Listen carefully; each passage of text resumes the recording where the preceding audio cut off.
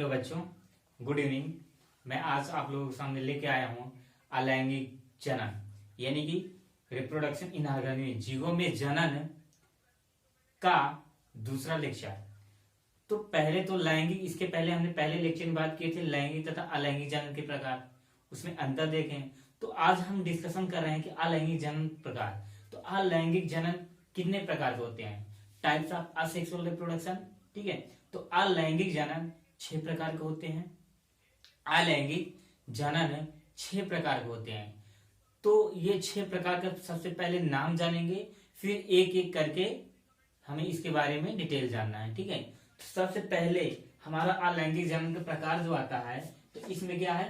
विखंडन यानी कि फ्यूजन होता है। और दूसरा क्या होगा? खंडन यानी कि फ्रेगमेंटेशन। तीसरा क्या होता है? Spore formation. तीसरा क्या होता है? स्पोर फॉर्मेशन यानी कि बीजाणु निर्माण। और चौथा क्या होता है? पुनरुत्भवन यानी कि रीजनरेशन। और पांचवा क्या होता है? बर्डिंग या मुगलन कह सकते हैं। और लास्ट छठवां हमारा क्या होता है? वेजिटेटिव प्रोपोगेशन यानी कि कायिक या वर्धजनन भी बोल सकते हैं। तो एक बार क्या कहते हैं? फ्यूजन होगा, फ्रेगमेंटेशन होगा, स्पोर फॉर्मेशन होगा, रीजनरेशन होगा, बर्डिंग होगा और वेजिटेटिव प्रोपोगेशन होगा। तो ये 6 के बारे में हमें एक एक करके अध्ययन करना है। तो हम सबसे पहले बात करते हैं विखंडन। विखंडन, तो विखंडन का मतलब ही होता है क्या? बिखर जाना। विखंडन का मतलब होता है तो बिखर जाना। तो कोई भी है, मान लो कोई भी जीव है या जनक है, अगर उसको कई खंडों में बांट दिया जाए, उसको कई खंडों में बांट दिया जाए, तो वहां क्या करेगा? जब उसको कई खंडों बांटते हैं तो उसका पहला, जब कई खंडों बांटते हैं तो उसमें सबसे पहले केंद्रक विभाजन होता है, फिर उसके बाद कोशिका द्रव्य विभाजन, तब जाके जीव का शरीर क्या होता है? अलग होता है। ठीक है, तो विखंडन में यही होगा कि जब जनक का शरीर विभाजित किया जाता है या काटा जाता है या बांटा जाता है या अलग किया जाता है तो कई खंडों में बढ़ जाता है। तो वही प्रत्येक खंड क्या करता है? नए जीव का निर्माण करता है। तो यह विधि क्या कहलाता है? विखंडन कहलाता है। ठीक है, जैसे कि हमारे सामने ये है, तो सबसे पहले क्या है?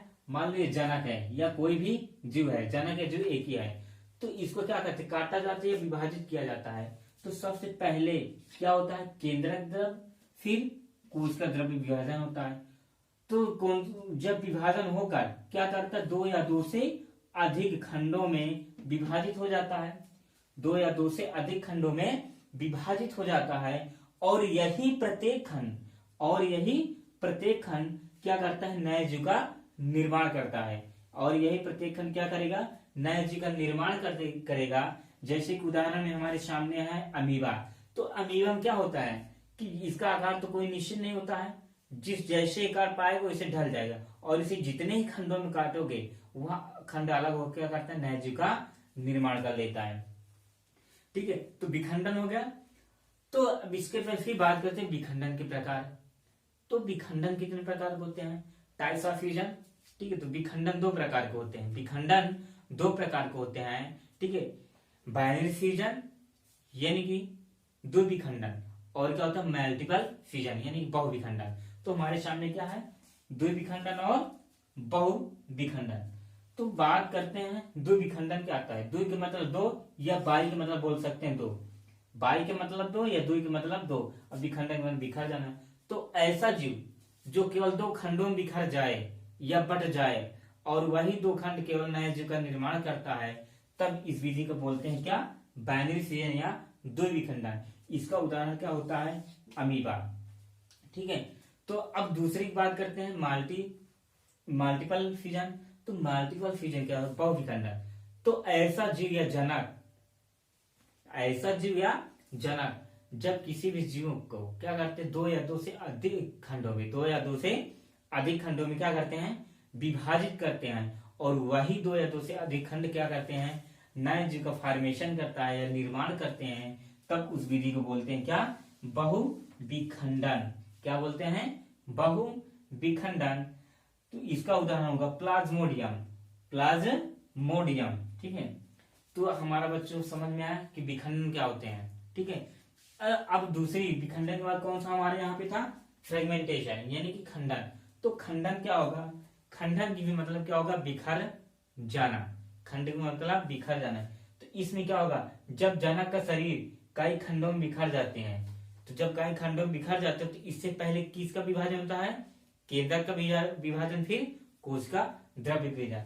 जब कई खंडों में विभाजित हो जाता है तो यही प्रत्येक खंड क्या करेगा, यही प्रत्येक खंड नए जीव का निर्माण कर लेता है। तो इस विधि को बोलते हैं क्या, फ्रेगमेंटेशन यानी कि खंडन। या इसका उदाहरण क्या होगा, स्पाइरोगायरा या यूलोथ्रिस। ठीक है, तो यहां तक समझ में आया बच्चों। ठीक है, इसका अगला पार्ट हमने अब नेक्स्ट दिन देखेंगे या नेक्स्ट पीरियड में देखेंगे, जब अगला लेक्चर लेके आएंगे तब उसका आगे का पार्ट पढ़ेंगे। ठीक है, okay, thank you so much.